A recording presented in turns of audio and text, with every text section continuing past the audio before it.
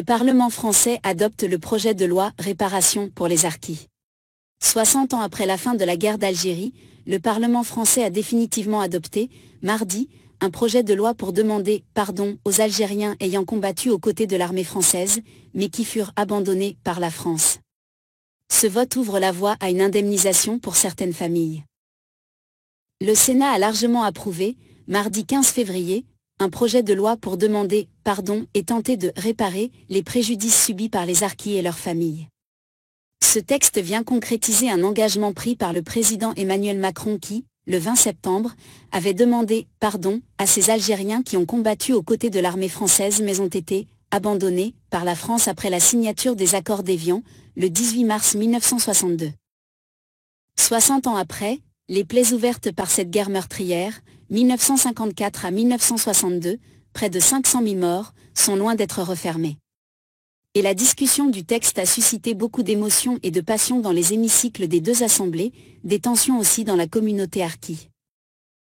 Députés et sénateurs, majoritairement de droite, étaient parvenus à un texte de compromis en commission mixte paritaire, approuvé la semaine dernière par l'Assemblée nationale. Nous avançons sur le chemin de la réconciliation et de la mémoire qui, nous le savons, sera encore long, a déclaré la rapporteure pour le Sénat, Marie-Pierre Richer, LR. Aucun texte ne peut et ne pourra réparer les blessures d'une guerre, a souligné Laurent Burgoa, LR. Ce projet de loi est celui de la reconnaissance par la nation d'une profonde déchirure et d'une tragédie française, d'une page sombre de notre histoire, fait valoir la ministre chargée de la mémoire et des anciens combattants, Geneviève Darrieussecq.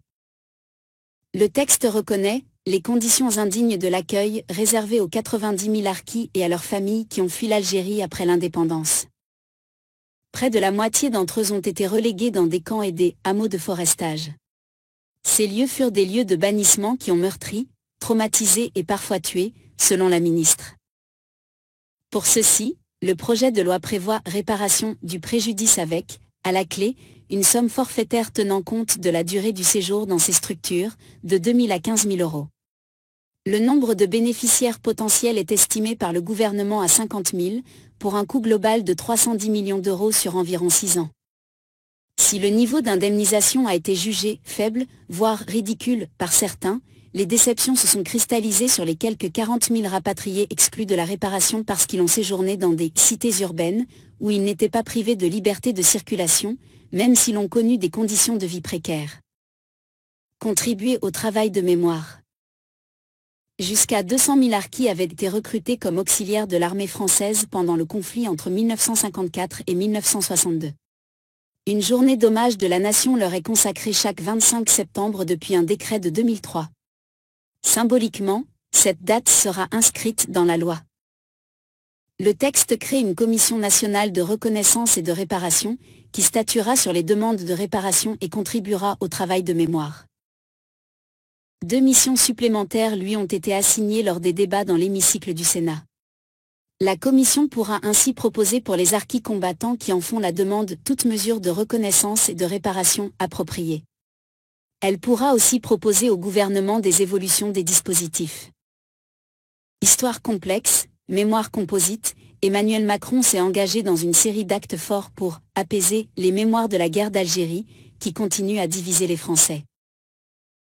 Dans un discours à l'Élysée fin janvier, le chef de l'État a fait un geste envers les pieds noirs, en qualifiant d'« impardonnable pour la République » la fusillade de la rue d'Isly, à Alger, en mars 1962, dans laquelle des dizaines de partisans de l'Algérie française furent tués par des soldats de l'armée française, et en estimant que le massacre du 5 juillet 1962 à Oran devait être reconnu. Il y a une semaine, il a rendu hommage aux 9 victimes mortes au métro Charonne, à Paris, lors d'une manifestation pour la paix en Algérie, le 8 février 1962, violemment réprimée par la police française sous autorité du préfet Maurice Papon. Le travail mémoriel se poursuivra par la commémoration des accords d'Évian le 19 mars, soit 20 jours avant le premier tour de la présidentielle.